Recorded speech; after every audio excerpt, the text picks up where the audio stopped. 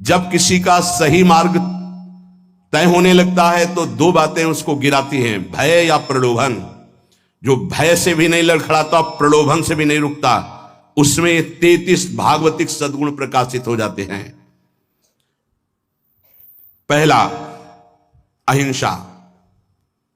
मन वचन कर्म से भी कभी वो किसी की हिंसा नहीं करेगा, न मन से, न वचन से, न कर्म से। धर्म का अलग अलग उपदेश है, स्थान, व्यक्ति, योग्यता, अधिकार के अनुसार। अहिंसा हमारे लिए है, हम निवृत्ति मार्ग के हैं।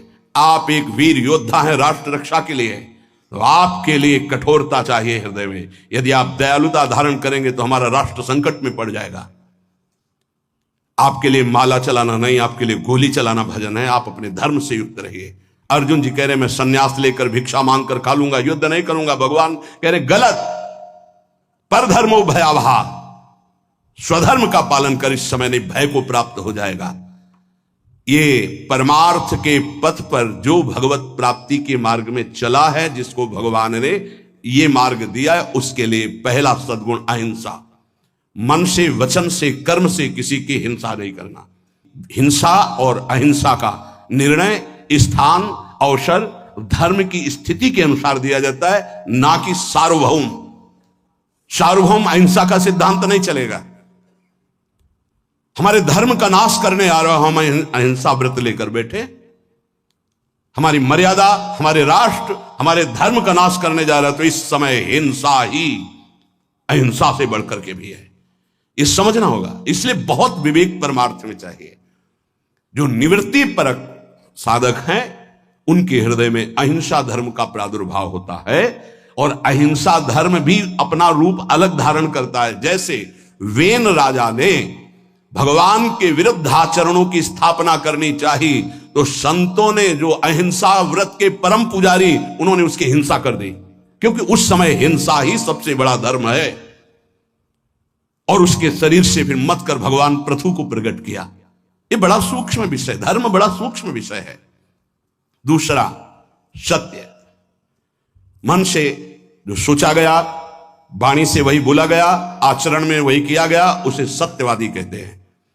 सत्य वचन में जरूर होना चाहिए। तीसरा, आस्तेय, चोरी ना करना, कभी भी किसी की चोरी ना करना, यह भगवान के भक्त में आ जाता है। चौथा, ब्रह्मचर्य। अगर गृहस्थ है तो संयम के अनुसार ब्रह्मचर्य, एक नियत समय के अनुसार ब्रह्मचर्य। विरक्त है तो आजीवन अखंड ब्रह्मचर्य। ये लक्षण प्रकट हो जाता है। पांचवा, अपैशुन, कभी किसी की चुगली ना करना। ये साधक ध्यान दे, कभी किसी की चुगली ना करना। कैसे? तुम सुना उसने ऐसा ऐसा ऐसा आग लगा दी, फिर उसकी बात तुम्हें सुना, जिसकी बात थी वो तो ऐसा कह रहा है, दोनों भिड़ा दिया, मुस्कुरा के चल दिया।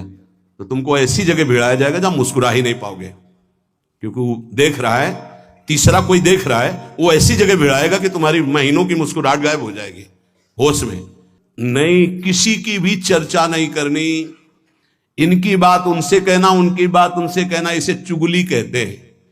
शास्त्रीय भाषा में अपैशुन नहीं करना, ये हृदय को मलिन कर देता है। किसी की वार्ता नहीं।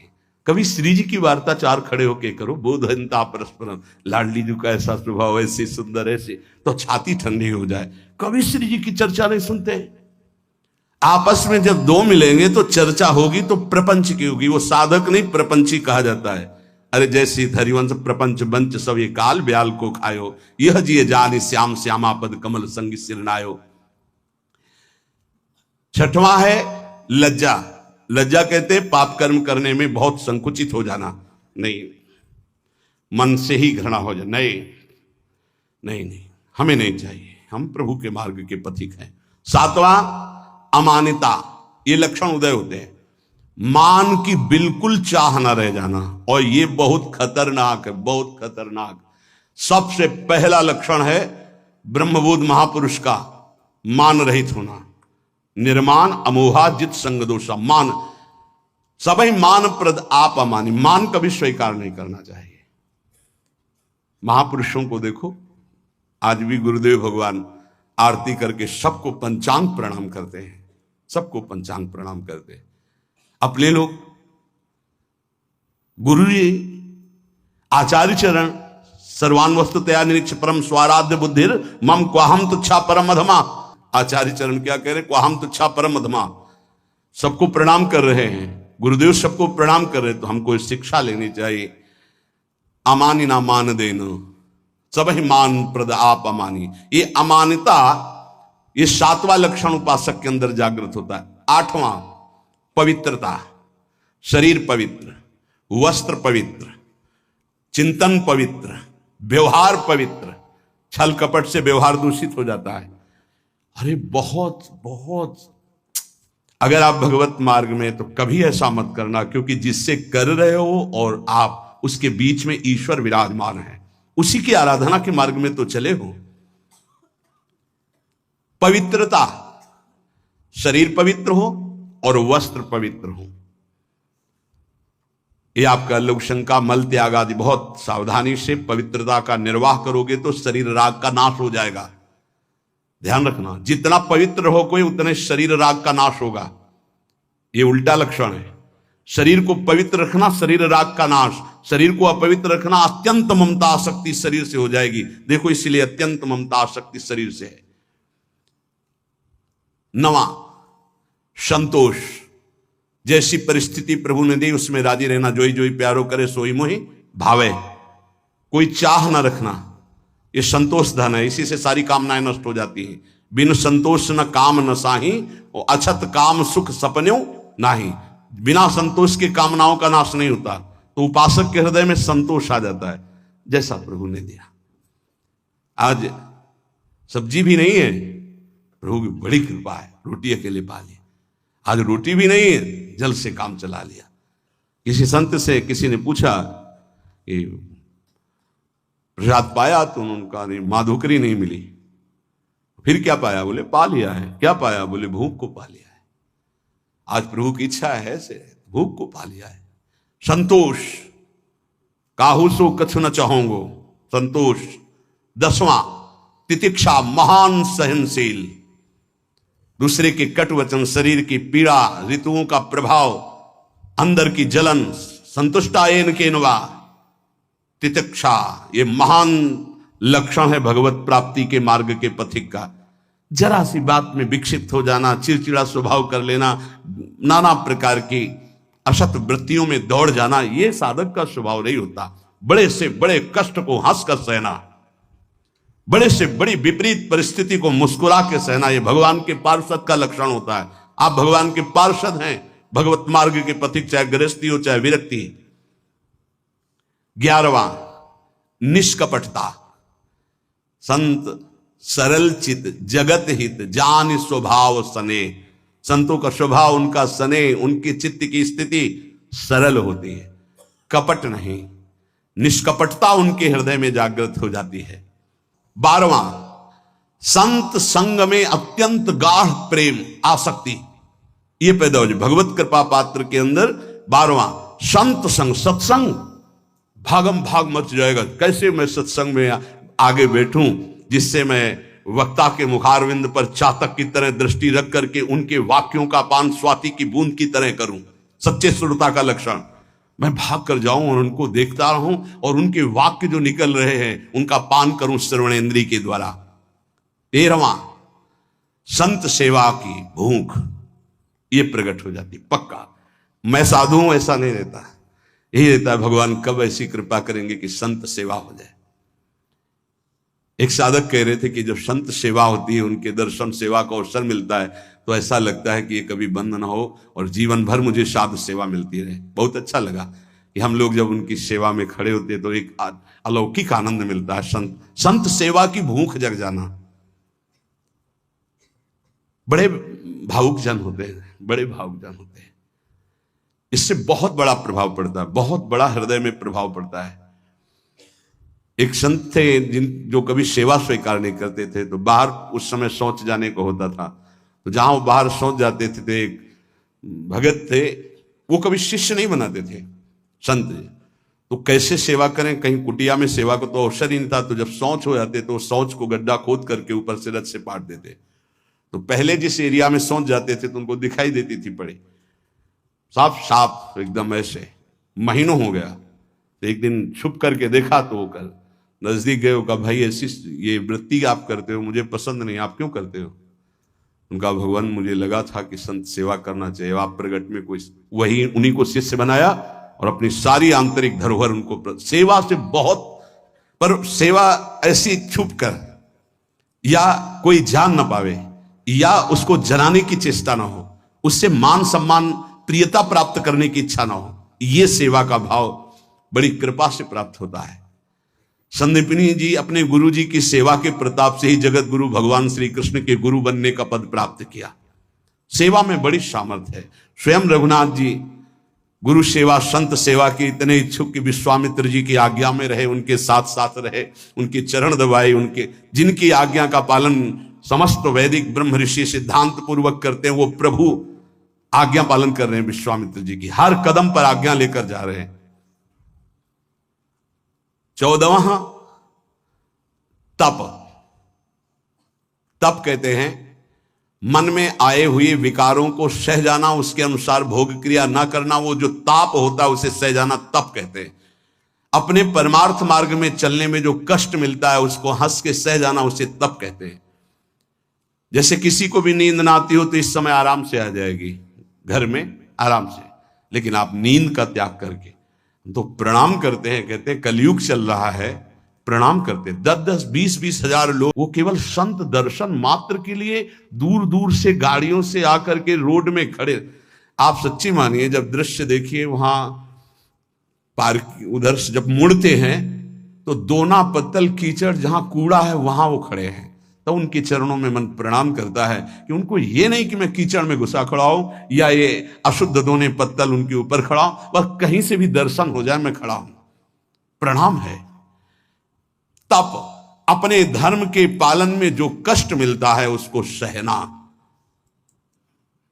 अपने धर्म के पालन में जो कष्ट है उससे, जैसे आप संयम से चल रहे तो काम वेदना जागृत हो रही, कोई आपको कट वचन कह रहा तो क्रोध वेदना आ रही, आप अपने परिवार के मोह का पोषण नहीं कर रहे तो मोह जला रहा है, आपके पास अर्थव्यवस्था नहीं तो लोभ आपको सता रहा है, कई तरह की ऐसी वेदनाएं ताप हैं, पर साधक उधर ध्यान न देते हुए वो भगवान की तरफ बढ़ता, उसे ही तपस्वी कहते हैं। भारी तपस्या इसे कहते हैं।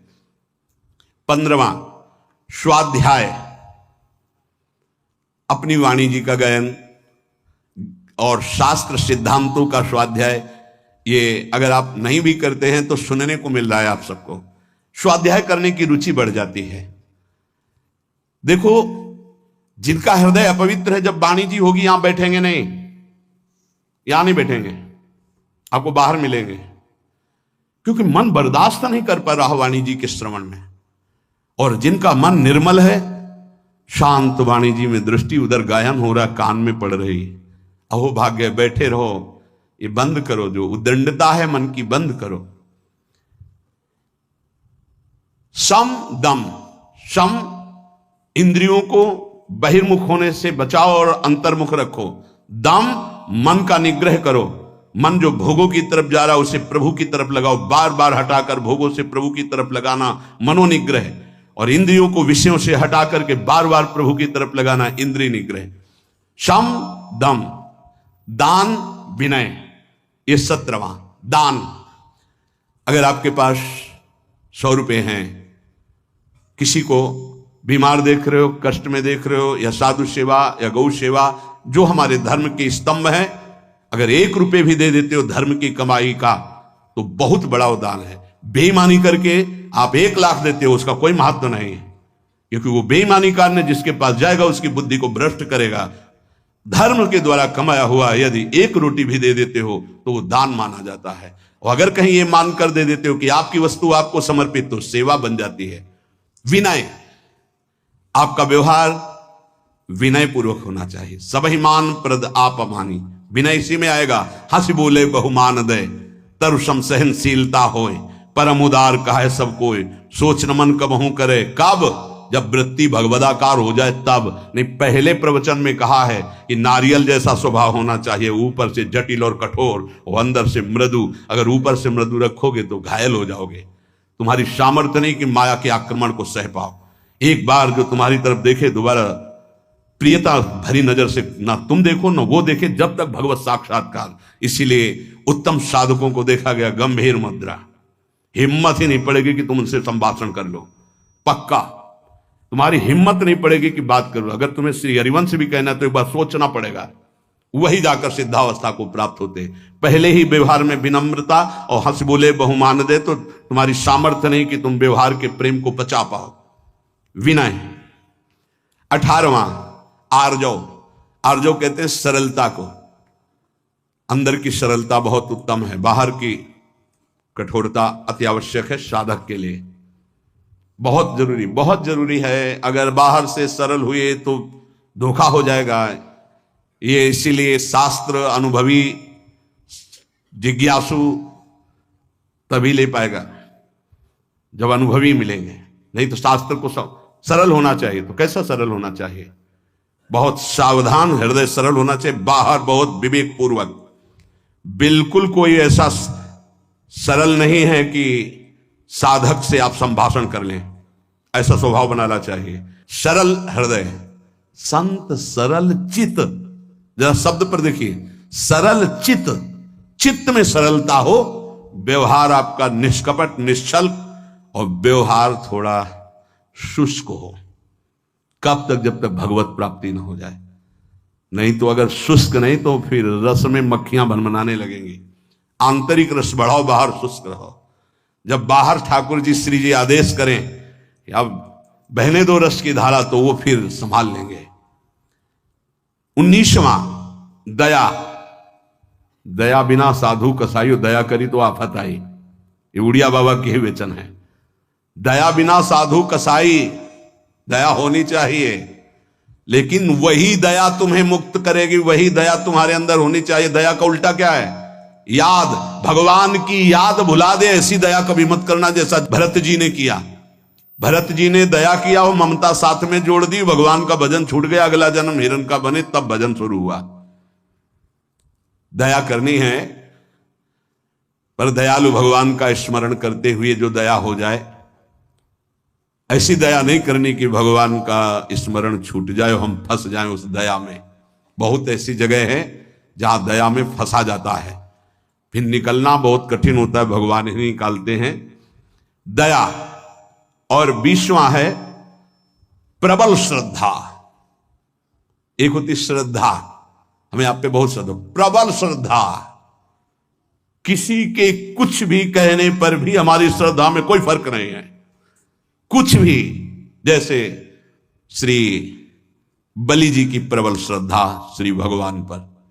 गुरुदेव कह रहे हैं कि इनको 3 पग देने को कहा है, तुम्हारी सारी संपत्ति नष्ट हो जाएगी, ये तुम्हें 1 इंच जगह नहीं छोड़ेंगे। ये त्रिभुवनपति भगवान हरि हैं, वापस ले ले संकल्प, मैं कह रहा हूं। प्रबल श्रद्धा, गुरुदेव की बात नहीं मानी।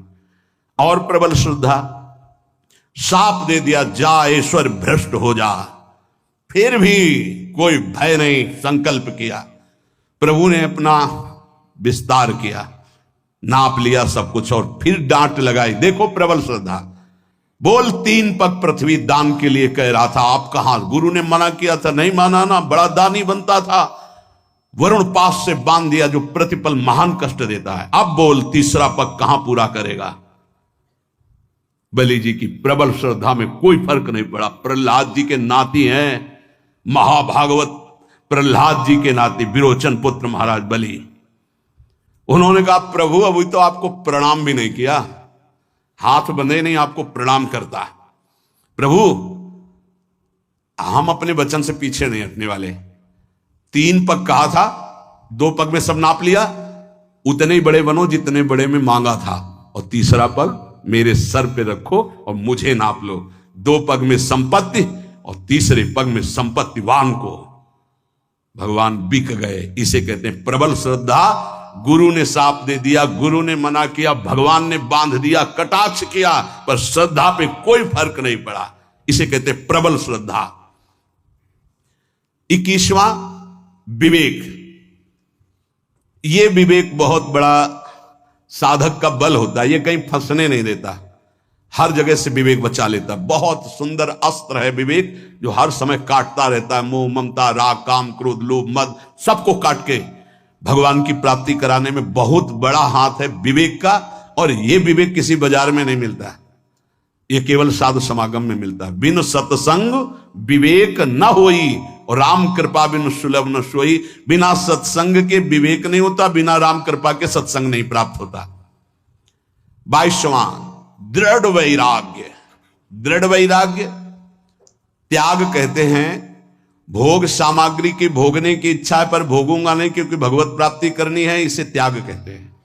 भोग सामग्री की भोगने की इच्छा का ही नाश हो गया है, भोग सामग्री आसपास है लेकिन नहीं, इच्छा ही नहीं है, उसका नाम वैराग्य है। दृढ़ वैराग्य, यहां से लेके ब्रह्मलोक तक के किसी भी भोग की सामर्थ्य नहीं कि उस उपासक के मन को ललचा दे, चलायमान कर दे, उसे दृढ़ वैराग्य कहते हैं। ये जागृत हो जाता है। 23वां एकांत सेवन की रुचि, अंतर्मुख। एकांत सेवन की रुचि, अंतर्मुख। बाहर के लिए कमरे की बात नहीं है, यहां कमरे में भी बैठकर आप एकांत नहीं रहेंगे यदि अंतर्मुख नहीं है। विषय चिंतन कर रहे हैं तो आप बाहर ही हैं, एकांत नहीं। एकांत अपने इष्ट के चिंतन में निरंतर लगे रहना। 24वां किसी भी तरह का कोई भी परिग्रह न रखना अपने लिए, कोई भी परिग्रह अपने लिए नहीं रखना। जिसने आज दिया है वही कल देगा। जो पूरे विश्व का भरण पोषण करता है वो इस शरीर का भी भरण पोषण करेगा। चिंता क्या करनी है? हम अपने कर्तव्य का पालन करते हैं, चिंता नहीं। हम प्रभु की आज्ञा में अपने जीवन को समर्पित करते हैं, भोगों की संग्रह में नहीं। अपरिग्रह, अपरिग्रह दो प्रकार का होता है, एक बाहर से लिया हुआ दान और एक अंदर चिंतन। ना हमें भोगों के, अगर आज जो है ये खाने को मिल जाता, अगर ऐसा वस्त्र मिल जाता, ऐसा ऐसा, ना अंदर से चिंतन और बाहर से प्राप्त होने पर जितना हमारे शरीर का भरण पोषण, इसके अलावा नहीं, हमें नहीं चाहिए। अगर वो उस पर महत्व बुद्धि है तो परिग्रह, परिग्रह है तो भगवान के अनुराग में बाधक है। अपरिग्रह बाहर और आंतरिक दोनों जगह से आशा शून्य हो जाना। आशा ही परमम दुखम, नैराश्यम परमम सुखम, अपरिग्रही का लक्षण है। बिना आशा के जो भोग प्राप्त हुआ है उसमें भी पहले विवेक के द्वारा देखना है कि धर्मयुक्त है कि नहीं, फिर विवेक के द्वारा निर्णय करना है साधना में सहयोगी है कि नहीं, फिर कितनी आवश्यकता है उतना उपभोग करना। 25वां समाधान। कई बार कहा है सत्संग में कि साध्य और साधन के विषय में साधक का समाधान हो जाना चाहिए। आपको पता है आपका साधन क्या है, आपको पता है आपके साध्य कौन है, बस साध्य निश्चित किए, श्यामा श्याम। साधन उनके गुरुदेव के द्वारा जो दिया हुआ उपासना का मार्ग है, बस उसी पर। अब साध्य साधन के विषय में कोई प्रश्न नहीं, कोई संशय नहीं। चित्त का भगवदाकार हो जाना, अपने आराध्य देव में समर्पित हो जाना ही वास्तविक समाधान कहा जाता है। अब इस इष्ट के विषय में या साधन के विषय में कोई शंका नहीं, उसे समाधान कहते हैं। 26वां उपरति, वैराग्य के ऊपर का हिस्सा है। वैराग्य में तो भोग सामग्री है पर भोगने की इच्छा नहीं है। उपरति में भोग सामग्री है ऐसा बोध भी नहीं रहता, एकमात्र केवल परमात्मा बुद्धि, ये उपरति जागृत हो जाती है। 27वां भगवत तेज, जिससे सब भयभीत रहते हैं, उसे भगवत तेज कहते हैं। कोई भी त्रुटि गलती करोगे, कोई भी धर्म विरुद्ध आचरण करोगे, तुम्हारा मन सामने आने के लिए नहीं कह पाएगा। तुम कटोगे, सामने नहीं आओगे। तुम्हारा अगर ज्यादा अपराध बन गया तो निंदा करने लगोगे, द्वेष करने लगोगे गुरुजनों से, क्योंकि तुम्हारे नाश का कारण बनेगा। भागवतिक तेज, जैसे श्री कपिल जी महाराज से सगर के जो 60,000 पुत्र थे, वहां आश्रम में घोड़ा बंधा हुआ था, उनको तो पता ही नहीं था, ध्यान में थे, किसी ने बांध दिया। उनको लगा कि इन्होंने तो उपद्रव मचा दिया, तो केवल देखा था, सोचा नहीं था। इतने में सब के सब भस्म हो गए। इसे भगवत तेज कहते हैं। दूसरा भगवत तेज का स्वरूप, घोर विषयी पामर नीच आचरण करने वाले की चित्त वृत्ति का परिवर्तन करके परमार्थ पे खड़ा कर देना, भगवत मार्ग में चला देना, इसको भागवतिक तेज कहते हैं। ये तेज महापुरुषों में अपराधियों के अपराध को रोक देना, मलिन वृत्ति को उठाकर भगवदाकार कर देना, ये जो तेज है ये भक्त में जागृत होता है, संतों में जागृत होता है। इसी से जगत मंगल होता है, इसी तेज से। जैसे किसी एक वैज्ञानिक ने कल, डॉक्टर कैंसर के और विज्ञान संपन्न थे, उन्होंने कहा मेरा विज्ञान आपकी इस प्रवचन में एक बात जो आई उसको स्वीकार नहीं करता कि किसी संत ने थूक दिया तो कैंसर ठीक हो गया। मैं उसका बहुत बड़ा मर्मज्ञ हूं कैंसर का। उसका ऑपरेशन किया जाता है, फिर वो बढ़ता ही रहता है, वो मार के ही छोड़ता है, चाहे 1-2 वर्ष 4 वर्ष उन्हें मरना पड़ता है। पर आपने कहा कि कैंसर का उन्होंने थूक दिया तो कैंसर ठीक हो गया, तो तुम्हें आश्चर्य लगा, तुम्हारा ज्ञान विज्ञान काम नहीं करता। तो एक साथ में और बात सुनी होगी कल कि उन्होंने फिर अपने पैर पे उसके लिया और उस पैर में वो कैंसर इतना बढ़ा कि उसको अपना चरण जो है वो कटवाना पड़ा। पूरी बात सुनोगे तो प्रश्न उत्तर नहीं होगा। अब तुम्हारे अंदर ये सामर्थ्य नहीं कि तुम दूसरे के प्रारब्ध को ट्रांसफर कर लो अपने ऊपर, लेकिन उन महापुरुषों में सामर्थ्य है। इसे भगवत तेज कहते।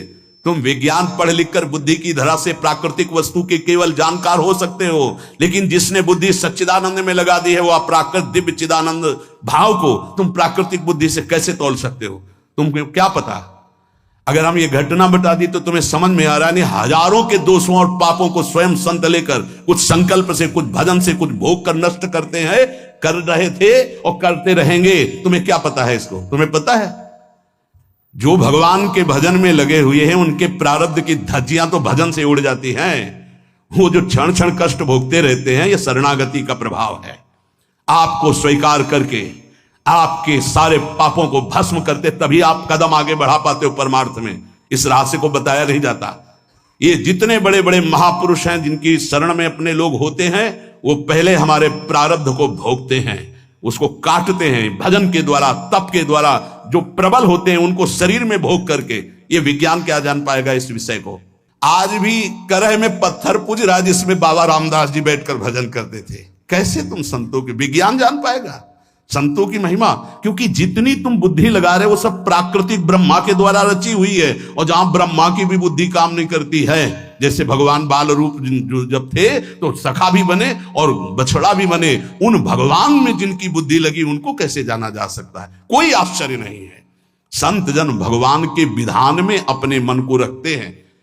नहीं तो हम आपको सच्ची बताएं, विश्व में उनके जो हृदय की बात है तो ना कोई रोगी हो ना कोई माया में फंसे। भाई जी हनुमान प्रसाद पोद्दार जी से कहा आप भगवत साक्षात्कार करा सकते हैं, उनका पक्का। लेकिन प्रभु का ऐसा विधान नहीं। हम सच्ची कहते हैं, किसी से नहीं कहते कि भजन करो, हम सबको राधा कृष्ण के दर्शन करा देते हैं, पर मालिक का विधान नहीं है। क्योंकि मालिक जैसा खेलना चाहता है जमूरा, वैसे ही उसके साथ खेलेगा। हम उनके दास हैं। प्रहलाद जी ने स्पष्ट देख लो, नरसिंह भगवान से कहा मुझे आपकी कृपा है पर्याप्त, मुझे नहीं चाहिए अब कोई वरदान। आपके चरणामृत और नाम जप आपकी कथा से हमारा सब हो जाएगा। हम इनके लिए रो रहे हैं जो माया में फंसे इनको। तो भगवान ने बुला के लाओ किसी को जो बैकुंठ चलना चाहता हो। ये कोई नहीं तैयार हुआ बैकुंठ में, कोई नहीं तैयार हुआ। सच्ची मानो, संत जो भगवत प्राप्त महापुरुष हैं अभी भगवत साक्षात्कार करा दे, पर आपके अंदर चाह नहीं है, आप माया में आ सकते। एक सुकरी मिली, सुकरी से कहा कि तू यहां कितना कष्ट सह रही, चल बैकुंठ। बोले चल तो तू बैकुंठ, लेकिन यहां जो विष्ठा मिलता है बैकुंठ में मिलेगा? बोले नहीं, वहां नहीं मिलेगा। बोले नहीं जाना बैकुंठ। हमारी आसक्ति विष्ठा तुल्य भोगों में इतनी हो चुकी कि हम बैकुंठ को भी तिरस्कृत कर रहे हैं। हाँ कर रहे हैं, देख लो। ये जीवन भगवान की प्राप्ति के लिए मिला है। संतों की सामर्थ्य, दया, श्रद्धा, विवेक, वैराग्य, एकांत सेवन, अपरिग्रह, समाधान, उपरति, तेज, क्षमा, धैर्य, अद्रोह, अभय, निरहंकारता और शांति, ये सद्गुण जो भगवान में विराजते हैं वो अंश रूप से भक्त में आ जाते हैं। हमें चाहिए मन वचन कर्म से इस बार हम निकले इस माया दलदल से। अपनी दैन्यता जो भोगों की बनाए हुए हैं, जो अपने में हीन भाव, हम गृहस्थ हैं, हम विषयी हैं, हम पापी हैं, अरे कुछ नहीं, हम भगवान के हैं। 100 बार हार करके भी अगली छलांग भगवान की तरफ मारेंगे और हम निकलेंगे इस प्रपंच से। कोई भी घबराने की जरूरत नहीं। गलतियां सबसे होती जो इस भूमि में पैदा होता है, भूमि परत भा ढाबर पानी, तिम जीवन माया लपटानी। नहीं, पीछे नहीं हटना, निराश नहीं होना, उदास नहीं होना, हर कदम राधा राधा राधा आगे बढ़ाना है और हमें इसी जन्म में भगवत प्राप्ति करनी। शेष चर्चा आगे। श्री राधा वल्लभ लाल की।